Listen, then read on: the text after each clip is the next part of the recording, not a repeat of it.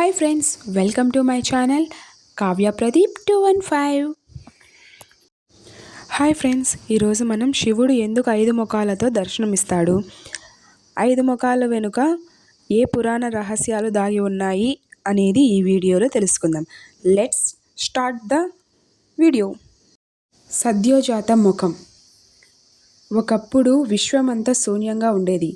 ఆ సమయంలో పరమశివుడు సద్యోజాత ముఖం నుంచి సృష్టి శక్తి వెలువడుతున్నదని పురాణాలు చెబుతాయి.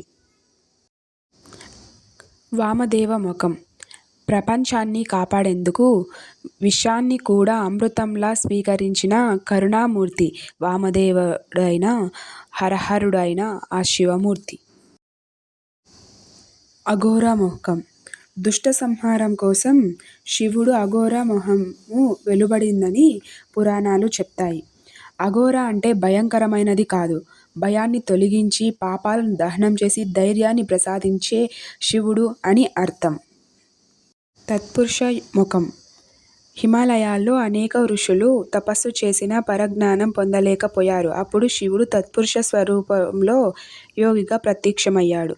మనసును నియంత్రించుకుంటే అంతరాత్మకంగా తీసుకెళ్లే శక్తి ఈ ముఖానికి చెందింది.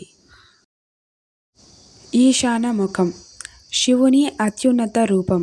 ఇది మోక్షం, పరమజ్ఞానం, దైవానుభూతిని ప్రసాదిస్తుందని శైవ ఆగమనాలు చెబుతాయి. ఆది లేని అంతం లేని పరమ సత్యం స్వరూపమే ఈ ఈశాన శివుడు. Thanks for watching. నా వీడియో కనుక మీకు నచ్చినట్లయితే లైక్ అండ్ సబ్స్క్రైబ్.